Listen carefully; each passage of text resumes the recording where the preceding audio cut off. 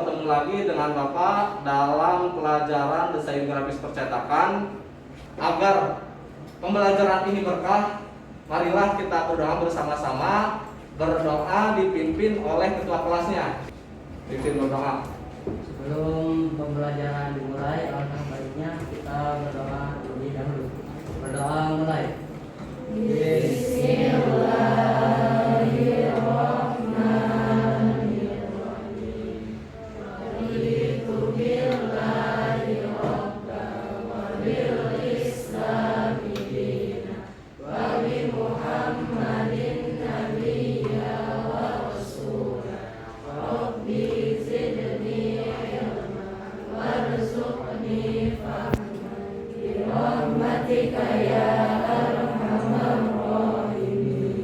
Baik, terima kasih. Selanjutnya ada yang tidak hadir? Bapak absen dulu ya. Aan Muhammad Munawar Hadir. Aan Siti Hajar, Abdul Fahdin, Sakit Pak. Lipa, Hadir. Melia. Kemarin Sahira sakit kenapa? Panas. Tapi sekarang sudah bisa ya. Kita ikut mempelajari pelajaran hari ini. Baik. Selanjutnya kita doakan untuk teman-teman yang sakit hari ini, mudah-mudahan bisa cepat sembuh dan bisa mengikuti lagi pembelajaran. Sekarang bulan apa? Bulan Agustus ya. Kemarin kita telah melaksanakan upacara 17 Agustus. Kalian tahu 17 Agustus itu hari apa? Hari kemerdekaan. Nah, hari kemerdekaan Indonesia itu patut kita syukuri karena kita bisa belajar dengan baik, tidak ada intimidasi dari pihak manapun. Kita bisa bebas belajar, kita bisa merdeka belajar. Itu semua berkat perjuangan para pahlawan kita yang telah gugur mendahului kita. Oleh karena itu, marilah kita kirimkan Al-Fatihah untuk para pahlawan yang telah gugur dalam hati masing-masing. Silakan. Selesai. Kita harus ingat, kita harus tetap menjaga 3M. Apa saja 3M?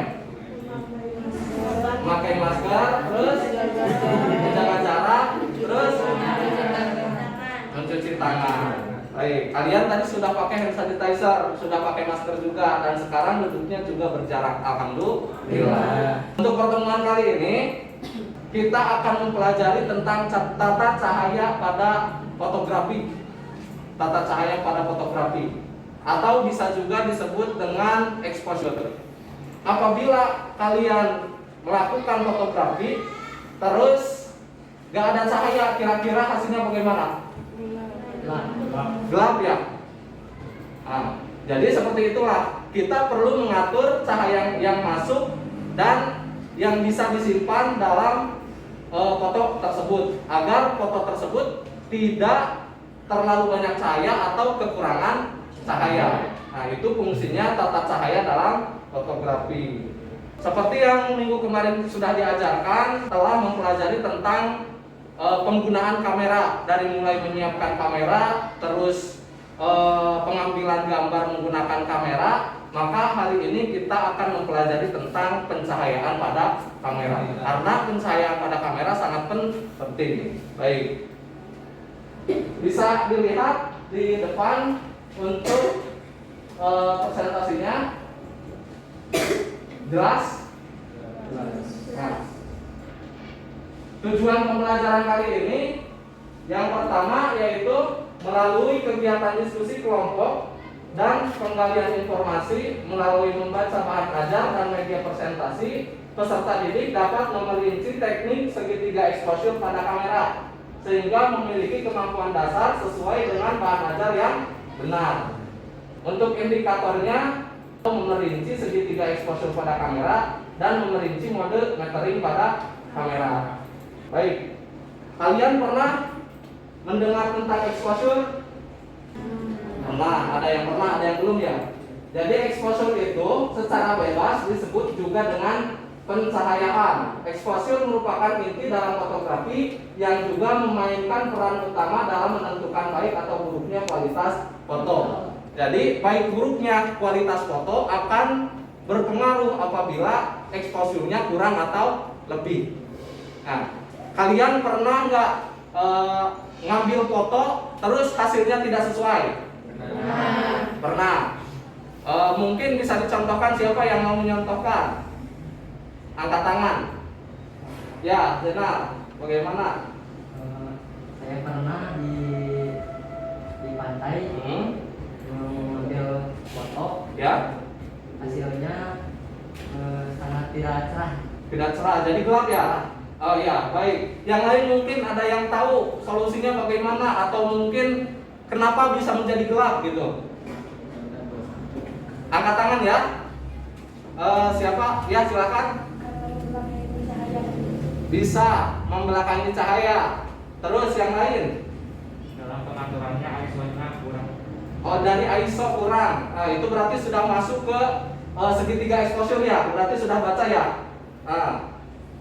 Ada yang bilang ISO-nya kurang. Terus ada yang bilang lagi tadi membelakangi cahaya. Jadi semua itu memang intinya tentang pengaturan cahaya. Bagaimana cahaya itu bisa masuk, bagaimana cahaya tersebut bisa mempengaruhi sebuah foto gitu.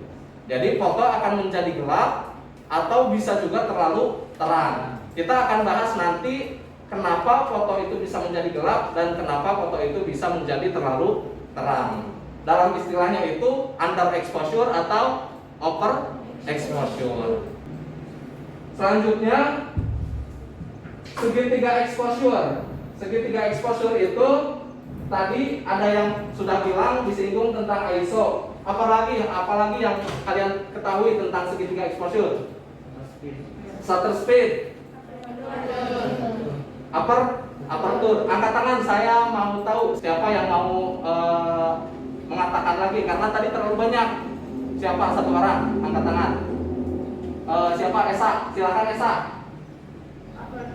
Aperture, dan shutter speed, ISO. Oke, betul. Jadi segitiga exposure itu terdiri dari 3 elemen. Yang pertama ISO, shutter speed, dan aperture. Nah, segitiga exposure ini akan mempengaruhi pencahayaan pada kamera. Apabila salah satunya diatur, maka yang lain juga akan terpengaruh.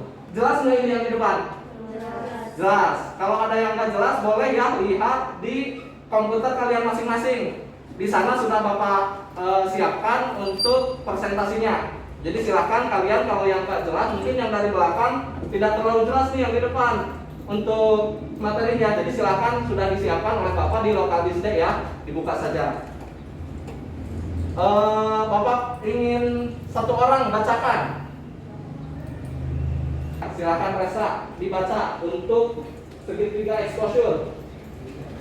Segitiga exposure atau segitiga exposure tinggi adalah istilah yang merujuk pada 3 elemen dasar exposure: aperture, shutter speed, dan ISO. Jadi tadi sudah dijelaskan apa saja. Jadi segitiga exposure itu, Nek? Aperture, shutter speed, dan ISO. Oke, lanjut. Aam, silakan lanjut bacanya Aam. Ketiga elemen ini saling berkaitan dalam mempengaruhi proses masuknya paparan cahaya atau sinar ke dalam kamera. Sebelum mencapai film atau sensor gambar dan proses inilah yang disebut exposure. Sekarang ISO. Silakan dibaca. Siapa yang mau? Dulu silakan dibaca. ISO merupakan standar dari International Standardization Organization dan di dalam dunia fotografi digunakan untuk mewakili tingkat sensitivitas sensor kamera terhadap cahaya. Semakin rendah nilai ISO, maka hasil foto akan semakin gelap. Sebaliknya, nilai ISO semakin tinggi, maka semakin terang foto yang dihasilkan. Baik, cukup. Jadi ISO itu tergantung juga dari kameranya ya. Biasanya ISO 100, ISO 200, 400 dan kelipatannya. Jadi ISO itu semakin dikurangi maka pencahayaan akan semakin kurang. dan semakin ditambah maka pencahayaan akan semakin terang. Ya, jadi seperti itu. ISO juga mempengaruhi karena sensitivitas sensor, maka ketika ISO dinaikkan itu akan berpengaruh terhadap gambar. Ketika terlalu terang, biasanya muncul noise atau titik-titik, bintik-bintik yang terdapat dalam foto. Nah, maka si foto tidak akan jernih. Gitu. Selanjutnya, silahkan dibaca, dilanjutkan. Neng. Semakin banyak cahaya di sekitar tersedia, maka perlu menurunkan nilai ISO. Sebaliknya, semakin minim cahaya atau gelap, maka perlu menaikkan nilai ISO. Uniknya, menaikkan nilai ISO mempengaruhi kecepatan shutter speed lebih cepat tanpa mengubah aperture. Oke, baik, terima kasih. Shutter speed atau kecepatan rana. Boleh dibaca. Neng.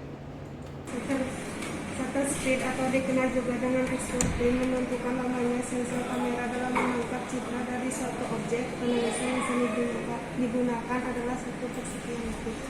Semakin lama shutter speed terbuka, maka semakin banyak intensitas cahaya masuk ke dalam film atau sensor. Terima kasih Melia ya, Melia terima kasih. Jadi shutter speed juga sama berpengaruh terhadap cahaya. Shutter speed ini biasanya digunakan ketika kita mau mengambil gambar antara gambar yang cepat dan yang lambat. Nah, di sana kita bisa menggunakan shutter speed.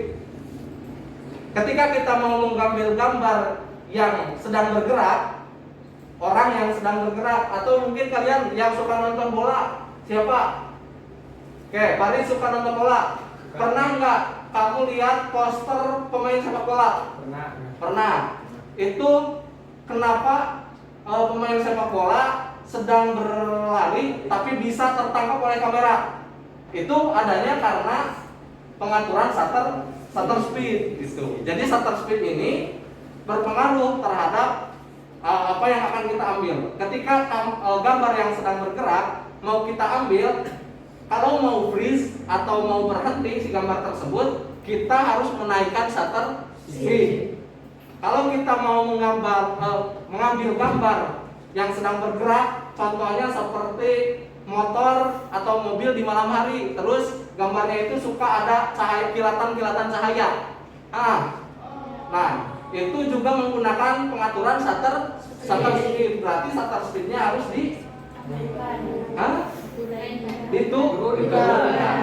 Nah, jangan terbalik. Jadi kalau kita mau membuat gambar freeze atau berhenti, yang sedang bergerak cepat mau berhenti, kelihatan berhenti, maka dinaikkan. Kalau mau melihat gambar yang sedang bergerak menjadi ada kilatan-kilatannya, nah itu menggunakan shutter speed yang sedikit atau rendah. Seperti itu ya. Baik. Selanjutnya untuk membuat kalian lebih tahu tentang shutter speed dan segitiga exposure lainnya, di sini Bapak akan tayangkan sebuah video. Silakan disimak. Kalau video di depan kurang jelas, kalian boleh menggunakan di komputer yang sudah disediakan. Tapi untuk suara satu saja dari depan ya, supaya semua sama gitu. Oke, silakan sebentar.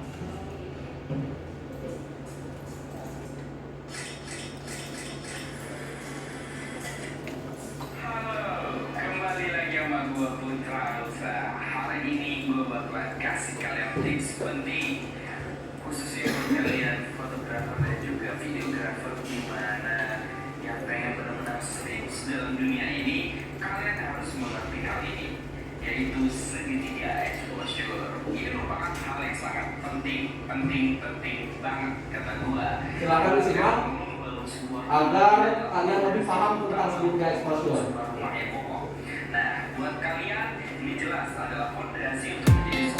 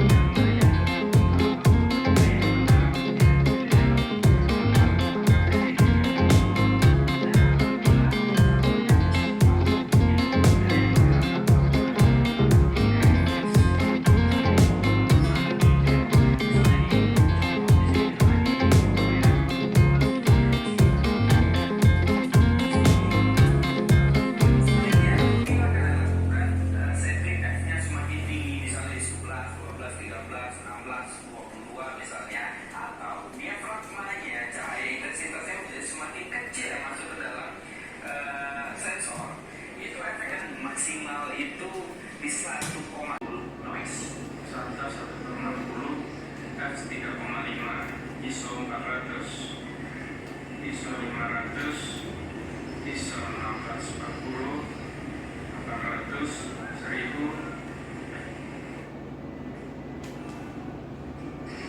2000, 2500, 3200. Oke, itu dia tadi fungsi dari ketiga elemen exposure tadi, di mana aperture, shutter speed dan ISO. Dan semoga setelah menonton ini sedikitnya membantu kalian untuk memahami apa fungsi dari ketiga elemen ini. Dan gua kasih saran lagi, misalnya kalau kalian pengen buat shoot bukit-bukitan misalnya, intinya yang diprioritaskan adalah aperture-nya, maka kalian setting dulu aperture-nya sampai sesuai yang pengen kalian dapatkan. Misalnya di 1,4, lalu nanti shutter speed-nya fungsinya, shutter speed dan ISO-nya fungsinya untuk membantu membuat exposure yang pas. Sebaliknya, apabila kalian pengen shoot-nya fokusnya ke shutter speed-nya, misalnya pengen ambil gambar yang freeze, intinya adalah misalnya ngambil pemain olahraga yang pengen gambar pas di shoot jadi detail dan tajam jelas gitu, maka prioritasnya adalah di shutter speed. Lalu aperture dan ISO nanti fungsinya justru membantu untuk Setelah kalian menonton video tersebut, silahkan mungkin ada yang mau berpendapat. Jadi tadi shutter speed itu bagaimana, ISO itu bagaimana, terus aperture itu bagaimana. Boleh angkat tangan. Siapa yang mau menjelaskan? Mungkin tadi kalau untuk yang mau ngambil gambar backgroundnya itu menjadi bokeh atau blur menggunakan apa? Terus kalau yang mau mengambil gambar yang freeze atau yang cepat itu menggunakan apa? Boleh silakan angkat tangan. Sok, mengelak. Shutter speed untuk apa Melia? Shutter speed untuk yang lambat dan yang cepat ya. Jadi shutter speed itu tadi kata Melia untuk mengatur ketika kita mau mengambil gambar yang terlalu cepat atau yang lambat gitu. Jadi kalau kita mau freeze tadi bagaimana aturan shutter speednya? Jadi kalau yang freeze, jadi aturan shutter speednya harus dinaikkan. Ya, jadi untuk shutter speed ketika mau di freeze dinaikkan. Baik, terima kasih Nadia dan Najam. Siapa lagi yang mau menambahkan? Ya, sok, gimana Neng? Yang saya dapati dari ISO, semakin ditinggikan nilai ISO, semakin timbul noise. Nah, jadi ISO akan berpengaruh terhadap cahaya ya. Jadi semakin tinggi ISO maka itu dalam gambar akan muncul noise. Baik, terima kasih Neng. Selanjutnya kita lanjut materinya. Tadi kita sudah mengenal tentang shutter speed, terus ISO dan aperture. Selanjutnya ada satu mode lagi untuk pencahayaan, yaitu tentang mode metering. Jadi mode metering ini sama fungsinya untuk pencahayaan. Nah, mode metering silakan dibaca. Siapa yang mau membaca?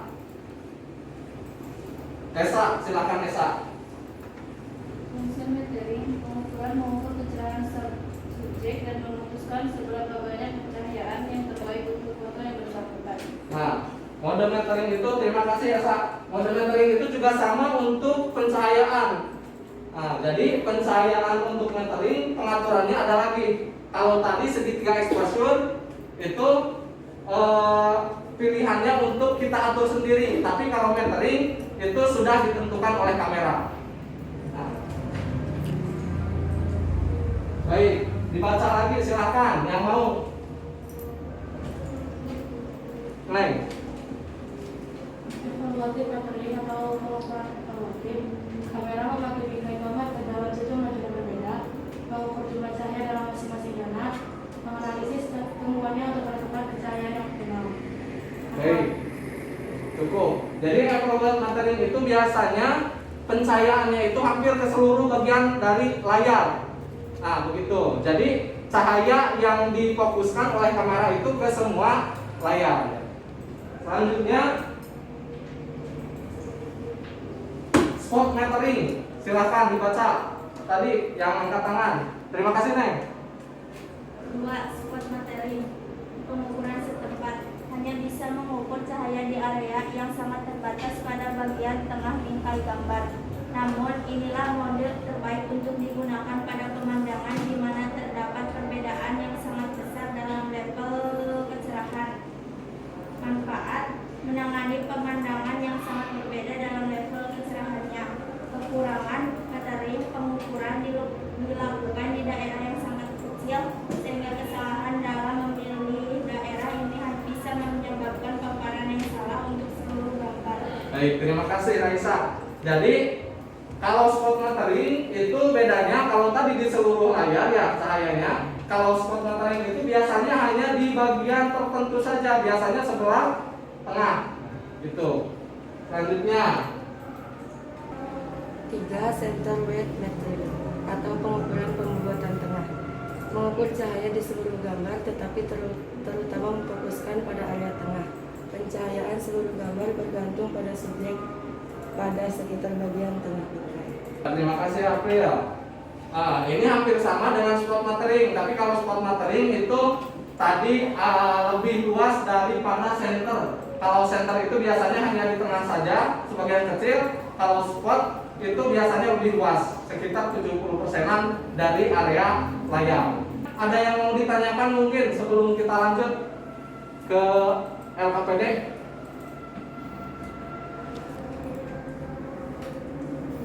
Angkat tangan dulu. Cukup? Cukup. Baik. Selanjutnya silahkan kalian buka di komputer kalian. Di sana ada tugas untuk LKPD-nya.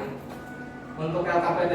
Jadi kita dibagi menjadi 5 kelompok. Kelompoknya yang sudah ada saja, yang kemarin kita sudah bagi. 5 kelompok tersebut akan melakukan tugas, setiap kelompok melakukan pengisian LKPD dengan tugasnya. Yang pertama, buatlah foto under exposure dan over exposure dengan aperture. Yang kedua, under exposure dan over exposure dengan shutter speed. Yang ketiga, under exposure dan over exposure dengan ISO. Terus selanjutnya membuat baling-baling yang blur dengan good exposure. Itu kan tadi sudah dijelaskan ya. Jadi silakan kalian buka di www.kanan outside of auto.k.fly. Nah, di sana silakan dibuka video yang under exposure dan over exposure. Selanjutnya, setelah kalian mengamati video tersebut, silakan kalian kerjakan LK yang sudah dibagikan. Ada di folder yang sama, di sana ada LKPD. Silakan dibuka LKPD-nya. Terus untuk tugasnya, kalian lihat langkah-langkahnya yang seperti sudah Bapak jelaskan tadi. Jadi kalian harus membuat foto yang under exposure, terus yang over exposure dari ISO. Begitu juga dari aperture, begitu juga dari shutter speed. Jadi kalian tugasnya buat itu, terus buat lagi gambar yang good exposure, yang pencahayaannya bagus, dengan contoh baling-baling kapal yang freeze dan baling-baling kapal yang blur. Nah, silahkan dibuka linknya. Untuk pengerjaannya supaya tidak berkerumun, silahkan kalian kerjakan di komputer masing-masing, tapi bagi-bagi dulu tugasnya. Siapa yang mau mengerjakan tugas nomor 1, siapa yang mau mengerjakan tugas nomor 2, dan nomor 3 dan selanjutnya. Baik, untuk kelompoknya tetap sama dengan kelompok yang kemarin. Silahkan mulai mengerjakan.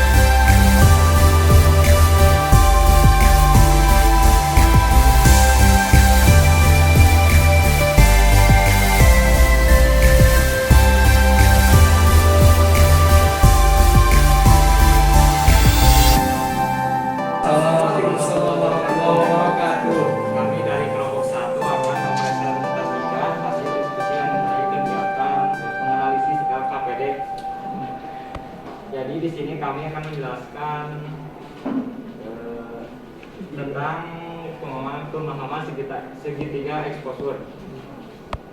Nah, kami akan menjelaskan yang ke satu, aperture. Jadi jika pengaturan aperture diputar ke paling rendah, maka hasil foto yang akan didapat akan bokeh yang menjadi objeknya si seseorang, dan di belakangnya yang akan menjadi backgroundnya blur.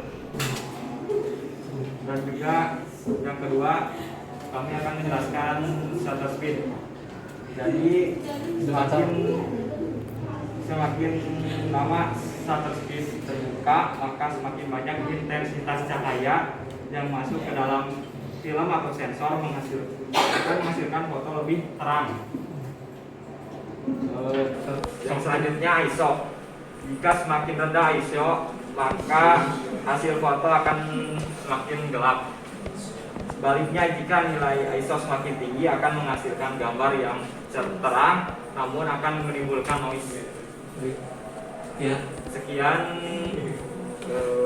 Dari yang dapat kami sampaikan, wassalamualaikum warahmatullahi wabarakatuh. Waalaikumsalam warahmatullahi. Selanjutnya kelompok 2, silakan maju. Warahmatullahi wabarakatuh. Waalaikumsalam. Waalaikumsalam warahmatullahi wabarakatuh. Kami perwakilan dari kelompok 2 akan mempresentasikan hasil diskusi tentang segitiga exposure. Jadi yang kami dapat dari diskusi kami yaitu jika semakin besar aperture, gambar akan semakin gelap, dan sebaliknya jika aperture lebih rendah, maka kecerahan yang akan didapat semakin terang. Sekian dari kami. Assalamualaikum warahmatullahi wabarakatuh. Waalaikumsalam warahmatullahi wabarakatuh. Kasih aplaus untuk kelompok 2. Baik, terima kasih untuk semua kelompok yang sudah menampilkan presentasinya. Untuk lebih memperjelas pengertian kalian tentang segitiga exposure dan mode metering, ada tes yang harus kalian kerjakan. Linknya sudah Bapak siapkan di komputer kalian masing-masing. Silahkan dibuka di folder yang sudah dibuat.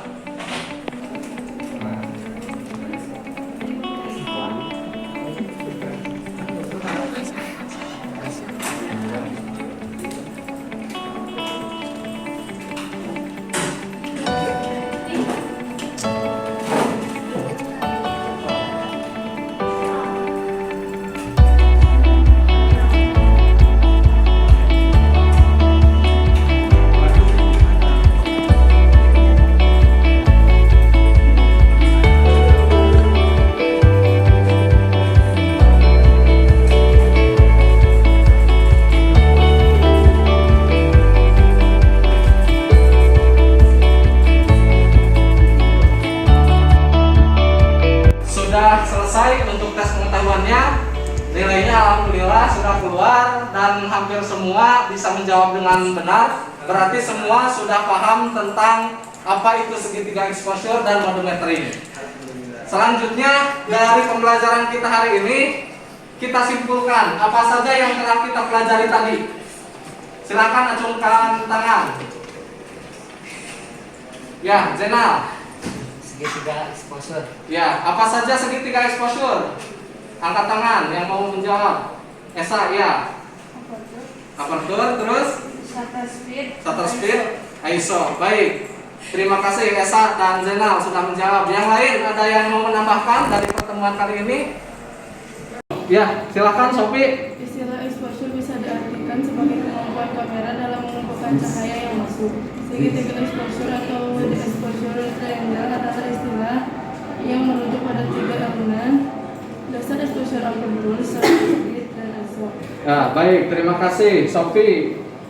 Jadi exposure itu bisa disimpulkan adalah cahaya. Untuk segitiga exposure adalah cahaya pengaturan cahaya yang terdapat pada kamera. Jadi harus ada pengaturan dari ISO, dari aperture dan shutter speed. Baik. Terima kasih untuk kalian yang telah belajar dan aktif di pertemuan kali ini. Untuk selanjutnya kita akhiri pertemuan kali ini dengan bacaan Alhamdulillah. Alhamdulillahirabbil alamin. Selanjutnya dipimpin doa oleh KM-nya lagi untuk mengakhiri pembelajaran kali ini. Silakan. Setelah pembelajaran berakhir, agar selanjutnya kita berdoa terlebih dahulu. Berdoa mulai. Allahumma wa bihamdika asyhadu an la ilaha illa anta astaghfiruka wa atubu ilaik. Assalamualaikum warahmatullahi wabarakatuh.